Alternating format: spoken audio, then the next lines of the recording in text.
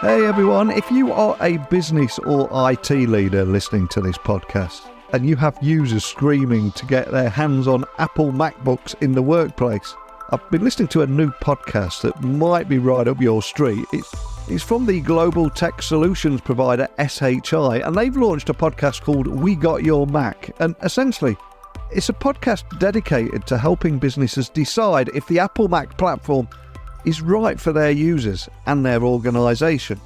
And every 2 weeks they invite expert guests to explain the ins and outs of adopting Mac at scale. So you can learn more at wegotyourmac.com or find season 1 wherever you listen to your podcast. But today I've got a truly fascinating guest. Joining us today is the Vice President of Strategy and Innovation at Universal Robots, the largest cobot manufacturer in the world. And he's going to be sharing his insights around the future of robot technology and, most importantly, the problems that it can solve in industrial automation, all by getting people to work with robots rather than like robots.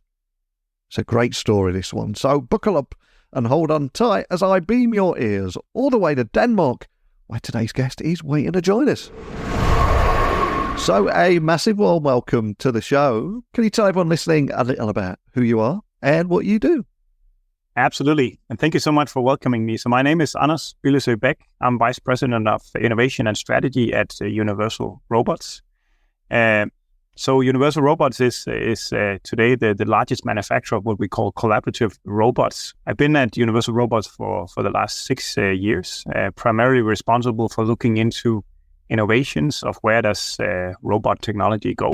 What does it go in terms of capabilities? What problems can we solve in the future? What is really the next big endeavors of where we can help bring automation to help our customers, help sort of society move in a direction where we can leverage robotics much more to really help and support the way we work, the job we get done. We like to say we like to create a future where people work with robots, not like robots. And for us, that's really an important mission. And it's, for me personally, it's been important sort of endeavor all the way through my career to really look at how can we use robotics to help? How can we use robotics to make the work that we do even more impactful? Leverage the human capabilities exactly where they make the key impacts, and of course use automation in all the places possible to get more efficiency and to really allow us to focus on the things that we believe creates value and drives a change and difference. And everything you said there epitomizes why I wanted to get you on the podcast today, because every day on this show, I try and get people thinking differently about technology, the value that technology can bring and how it can help people. And if we scroll down our news feeds, there's too many of those Skynet-like articles and robots with red eyes. And I'd love to bust a few myths today and explore AI-driven human-like perception in robotics. So to begin with, and to set the scene, can you elaborate a little on how AI technologies like Apera AI's 4D vision are actually endowing robots with human-like perception and what impact this is having on industrial automation? Because it's much more positive than some of those stories in our news feeds, isn't it? It absolutely is. I mean, a lot of advancements have been going on within the field of robotics within the last decade, but there's a ton to come. There's a lot of work still before robots are sort of even easier to use, easier to deploy, and we might even over time be able to take them from factories and even into services or ultimately to our homes. AI, and especially like human-like perception, is really one of the big places where AI or robotics is moving really fast. One of the key obstacles with robotics in general is that if it's any robot is a sensing system, right? And sensing whatever goes on and reacting to that is sort of the nucleus around what a robot actually does. It can be a blind robot that just does whatever you pre-program it to do, but nevertheless, it still senses how it moves and makes sure that it corrects the motions in terms of its plan. Human-like perception is really sort of the holy grail of how do we unlock some of those capabilities. I mean, we should think about this. Humans are an amazing machine. Humans have dexterity. Humans have this perfect eyesight. It has this amazing brain that can interpret whatever it looks at and quite quickly identify a path to how do I solve a given task. And if something looks different, we're really good at very, very quickly figuring out a way to overcome this, or at least concluding that, okay, I can't, and then figuring out how to proceed. So perception, like the system we've seen from Apera AI, is a system that can actually learn by looking at things and learn how to identify objects, but also how to handle them. So it gives that sort of human-like ability to react to what it sees, and actually control the motions of the robots accordingly. I think it's a really good proof of the next steps of where AI technology helps us look at things and learn from that. And because vision technology is absolutely the area where AI is making the fastest progress these days, maybe beyond the generative AI and text creation and so on. Then within the engineering fields, then computer vision is really that field. And in traditional manufacturing, robots are typically thought of as being programmed to operate specific tasks. So I'm curious, with the mainstream adoption of artificial intelligence now, how is AI changing that paradigm and essentially enabling robots to handle a variety of objects without prior teaching or programming? Because it feels like a big game-changing moment here. It is. It is still the key obstacle to robotics is really this need for predetermination, right? That when commissioning robots, traditionally you would need to imagine and prepare yourself for anything that possibly could go wrong over the lifetime of the robot. And you can handcraft delicate programs to deal with that or add sensor technologies to it. But it was really an expert job. It really required some level of expertise to think all that through. And of course, over the last 5 years, that's been changing a lot. Now more capable systems comes in. So the barrier of that has been dropped dramatically. So you may no longer need 20 years of expertise to make this work, but there's still something to it, right? And this is where AI really comes in, where adjusting so that if you're trying to insert something where all the tolerances around it is very, very tight, then having AI-based control that will help you sort of wiggle things in until they fit perfectly.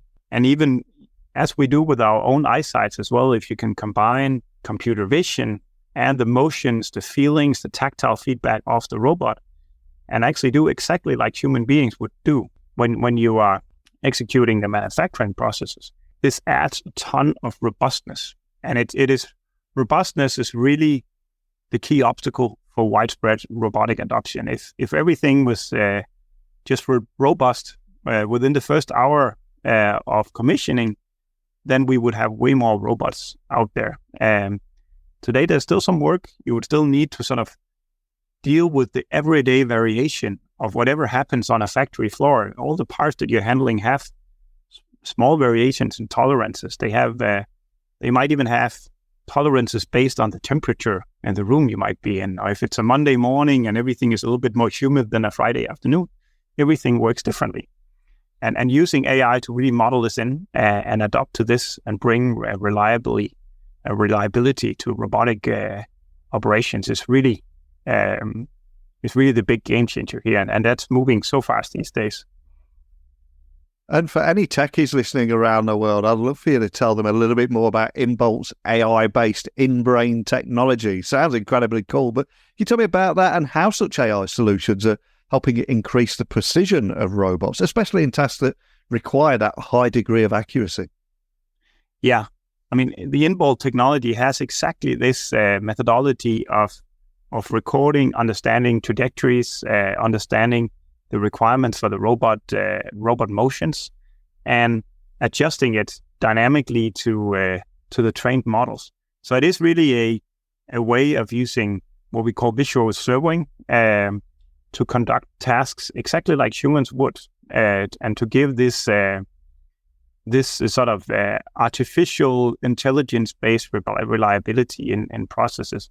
So it's yet another really, really good example of how the technology gives the strength to simplify the task, and really to bring the reliability into automation processes. So it is really a cool step forward to have technologies where you can actually learn a piece of a task for the robot.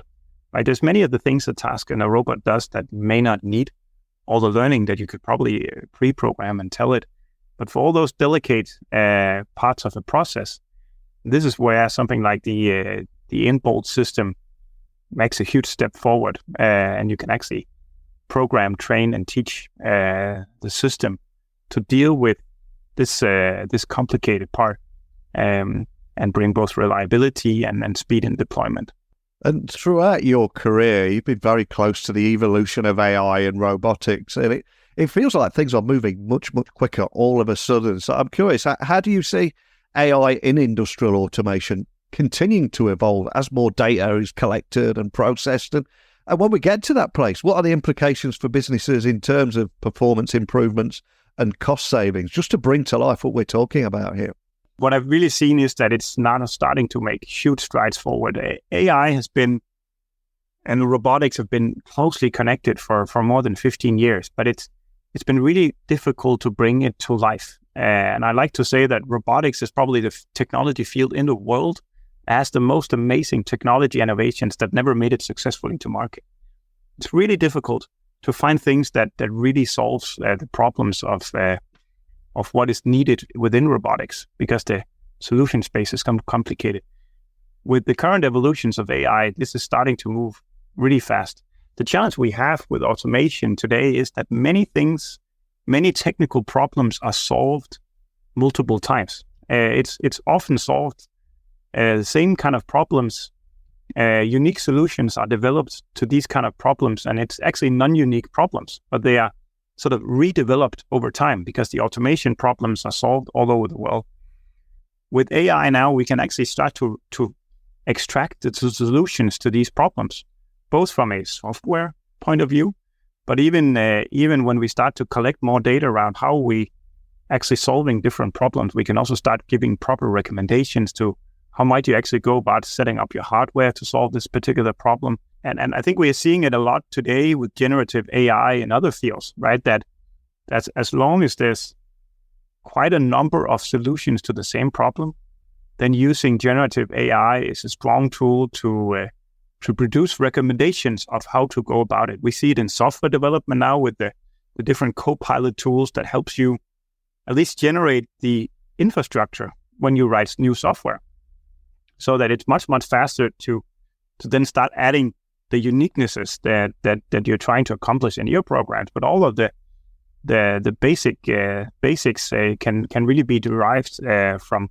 existing knowledge. We see the same thing in text generation, and we're starting to see it within robotics too. That when we collect the data and we actually generate the learnings around how problems are solved in the field, then we can also use both the AI systems to train it, but also give us the right kind of recommendations. So for me, this is really going to be one of the big game changers of automation, because robotics is much more than solving the software problems. It is really giving the physical solution to, and that's where it differs from true software.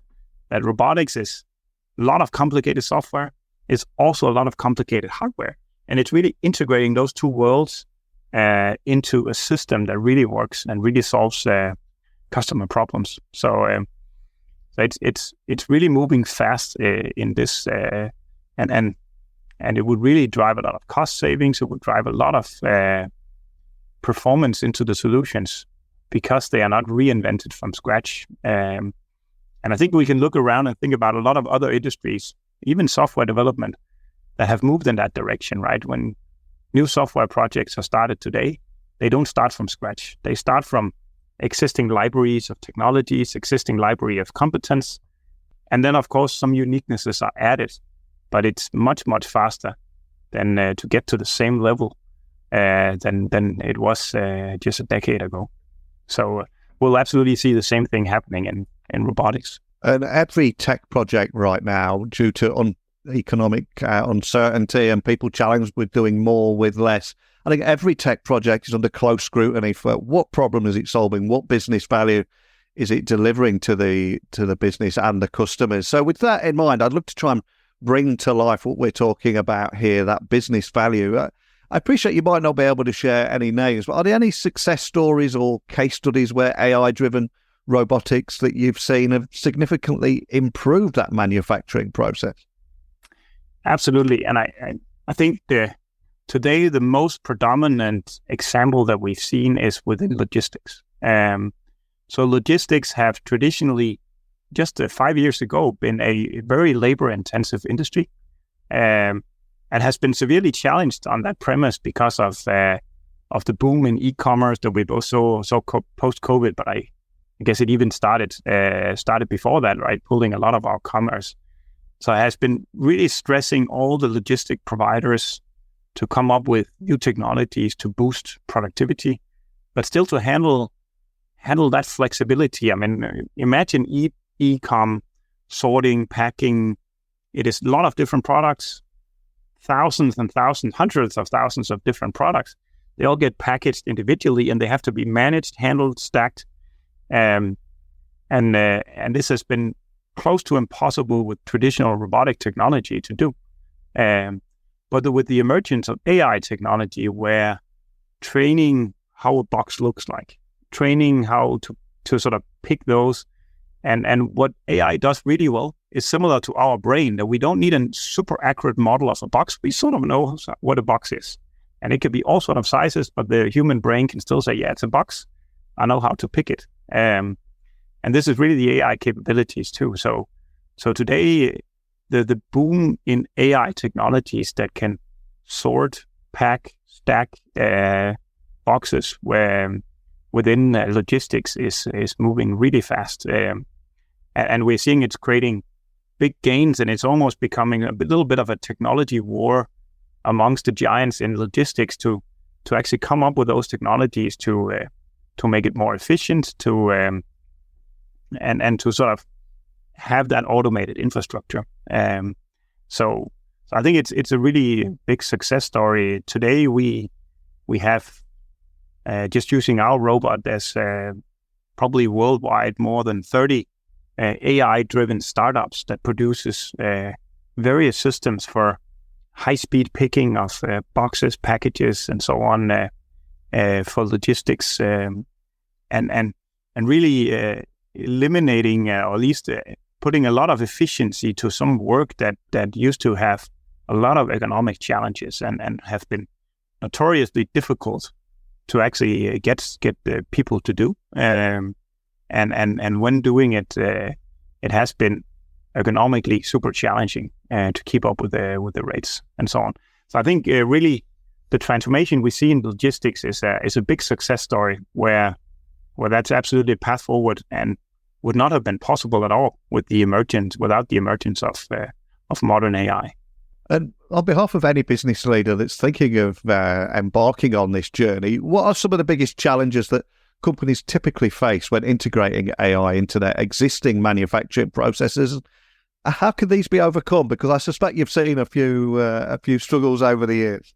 So there's a number of things within AI, right? And it is still, we're still learning on how to use it. So finding the right ways to implement it, to train it the right way, to understand that it's a process that needs to be refined just as anything else. I mean, when you're using a classical engineering approach to solving technical problems, then the solutions are often understandable. They might even be predictable. With AI, you would need some higher level of supervision in the beginning to really make sure that, because there's not necessarily an equation that gives you the answer to if a sort of a fully deterministic answer to if this will work or not.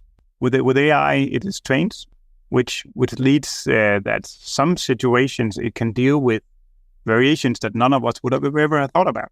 And that's the unique benefit it brings. But in some other cases, it cannot deal with things that we could even very easily have thought about.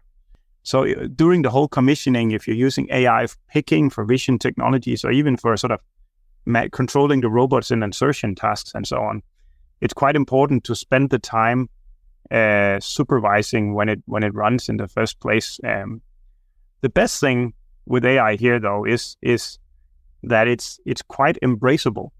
Because if you see situations where the robot might wrongfully detect an object, or it might insert something in the wrong way, you can add that fault to its capabilities simply by often adding even more training.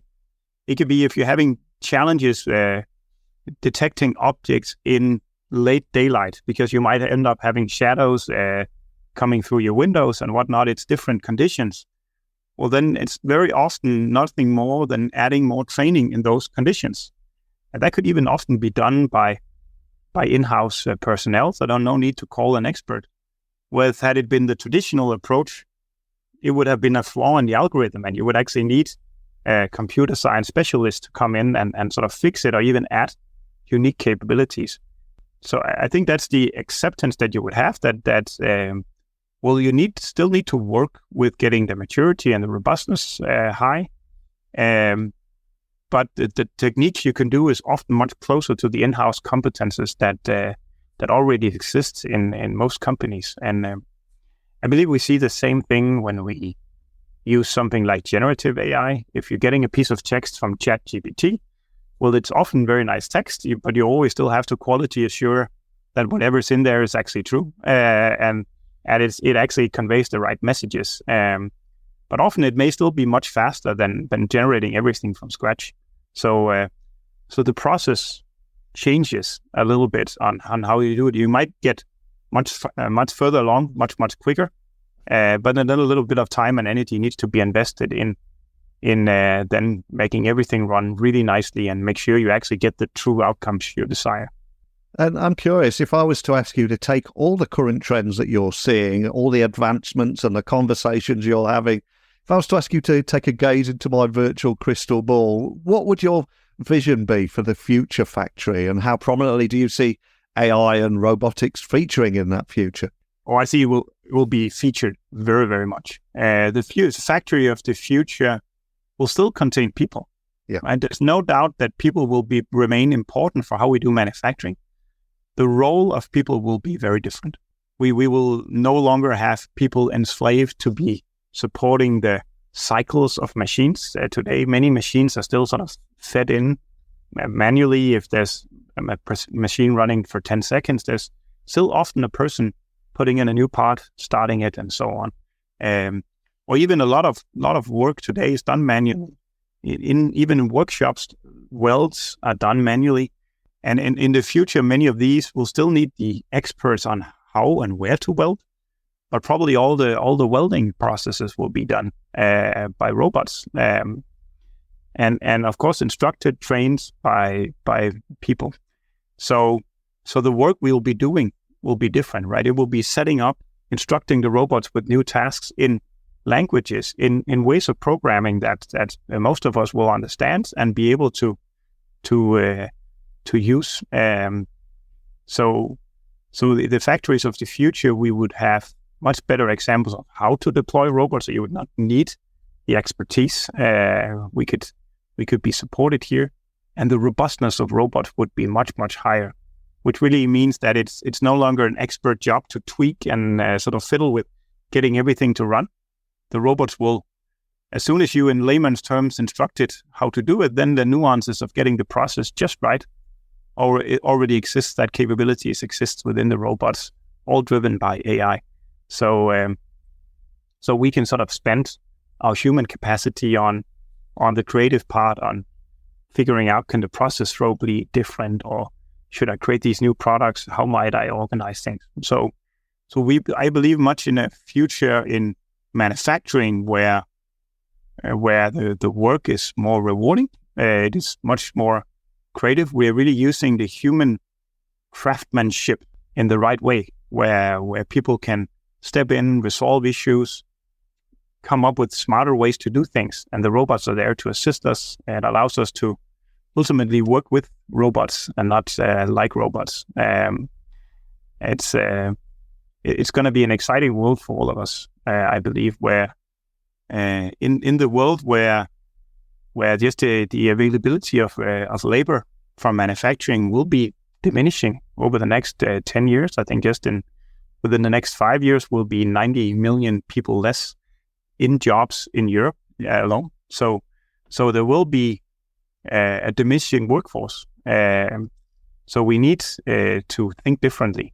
And this whole transformation on robotics, having a future factory where processes can be automated, but humans and people can still use their creativity the right way. I'm looking very much forward to that future, and it's coming already. We see it in so many processes, like welding is now so rapidly becoming an discipline that is heavily augmented by robotics, and even for small lot sizes, for the experienced welders, instead of using their hands on all welds, they now use robots, and they do it just as intuitively. Program it like they work with their smartphone every day, and the robot is doing all the sort of strenuous, repetitive work on laying down the weld seams, while these welding experts can actually prepare the next jobs, cut things out, lay it up, and get the work done. So a very, very exciting vision, I think, for what we have to come in manufacturing. 100%. And I love that line, work with robots, not like robots. And finally, for any manufacturers listening that might be looking to integrate AI into their operations, any advice you'd like to leave them with, where they should start, what key factors they should be considering, etc.? I think the key advice is really to acknowledge that it's not something to be afraid of. It is a technology we all need to embrace. And obviously, you would still need to use the same lens as you would always do, to assess if it rationally makes sense for you as a company. But there has to be the mental shifts around that these new technologies will enable you to think about things a little bit differently. That the things that used to be an obstacle may no longer be an obstacle. Other things then may be the next obstacles in line.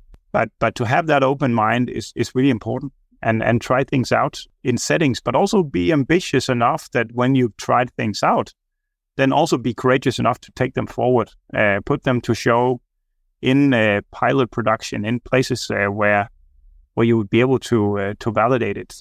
Too many technology experiments remain technology experiments, and you won't get the true learnings before you actually put it to sort of a test in real life and actually go through the struggle. Because of course, with all technology adoptions, there's an infancy, there's an adoption curve. It is learning how to work with the technologies, finding the right. But a lot of that is happening now with AI technologies. And for now, in most engineering, I basically consider it just an extension of the toolbox we already have. If a quality assurance system, which is a really common use case for AI vision systems, because it's so good at intuitively looking at things, if that contains AI technology, or it was done in more traditional terms, should not scare. It should you should look at the capabilities of the system and say, hey, it's exactly much faster to add new things or so on, or more reliable across a broad variety of detections and so on. So an advice is really to try those things out and do not be scared, because AI is on the list of technology ingredients, because for most engineering disciplines by now, it is becoming just a tool in the toolbox. And of course, a lot of the new ones like generative AI and so on is coming, but we'll see that introduced into so many products over the next 5 years to come.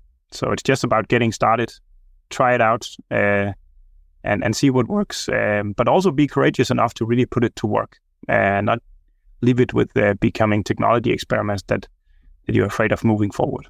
Well, I cannot thank you enough for coming on here today, sharing your valuable insights. But before I let you go, I'm going to ask you to leave everyone listening with one final gift, and that is a book that you'd recommend that might mean something to you, that we can add to our Amazon wishlist for people listening to check out. All I'm going to ask is, what would that book be and why? It's a really, I've been excited to talk about that. So as you heard, the thing that makes robotics so difficult is really to find that balance between technology that really solves problems that people out there are passionate about, that are ready to adopt, and it solves the whole problem. Also solves the problem holistically, because if you're just solving a small corner of a problem, but everything else is left, then it still becomes a barrier for adoption of that technology. So one of my sort of personal favorite technology gurus over time is Eric Rice. Of course, he's a big mentor, I think, for many startups. I've had the pleasure also to work with Eric Rice and his company in Universal Robots. Eric was the author of The Lean Startup. The Lean Startup is a book that really focuses on how do we combine the thinking from lean, which of course is a basic principle in manufacturing, where it's all about having a process where you eliminate waste, you sort of think about things efficiently, and but also having how do you use that in a context of startups. We subscribe to it very, very much within Universal Robots, because it's all about testing your ideas. It's all about proving yourself wrong, that you might have a great idea, but is it really a great idea? How do you really tweak and refine great ideas until it really hits something that both customers would love in terms of a product, that it really solves those core and key problems as well. So at least it's a very strong recommendation from my side for anyone that's in technology innovation, that is trying to find these hard answers to using technology in a way where it's not only solving a hard problem, but it can also become really an answer to what a true customer problem, and ultimately becomes a flourishing business, because it is probably the problem we have in the industry of robotics, is that we are not skilled enough to translate all the amazing technology that gets created in the universities, that created in the whole community of robotics, and translating it to thriving businesses that really drives this change in the world. So it's that's why it's my key recommendation here is the Lean Startup by Eric Rice. Love that. I'll get that added straight to our Amazon wish list. And for anyone listening, we'd just like to find out more information about Universal Robots, the work you're doing, contact you or your team. Where would you like to point everyone listening? So Universal Robots has representations all over the world. So in the UK, we have a really strong team. Otherwise, I would really advise you to basically go to universalrobots.com. We are trying to provide a lot of insights to both where is manufacturing heading. We're also working a lot on making automation much more accessible. So you would actually be able to even configure projects, start thinking about how do I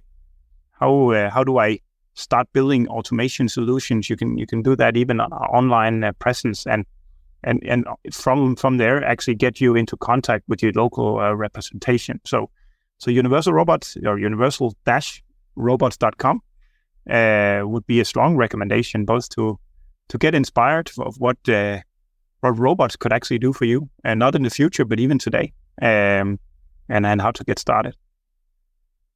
Well, I think we've covered so much in a short amount of time today. And the big takeaway for me is all our headlines and news feeds are all talking about generative AI, but that's still in its early stages. But AI technologies are already making a real difference in the world of manufacturing. And I've just loved exploring the ways that AI is impacting industrial automation today, how it can benefit manufacturers all over the world, and also busting a few myths and a few perceptions about robots as well. And as you said a couple of times there, it's all about working with robots, not like robots. I think that's a powerful moment to end on. But thank you for sharing your story today.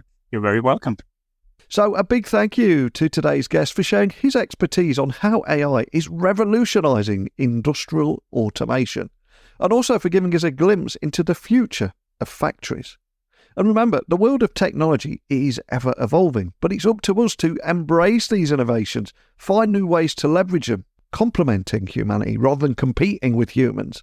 So if you enjoyed today's episode, please subscribe, rate and review us on your favourite podcast platform. If there's anything that you want to add to today's conversation that you think we missed, please email me, techblogwriter@outlook.com, Twitter, LinkedIn, Instagram, just @Neil C. Hughes. And if you enjoyed today's episode, I also invite you to join me again tomorrow for another thought-provoking discussion on the intersection of technology, our work, and indeed our daily lives. But thank you for listening as always, and until next time, don't be a stranger.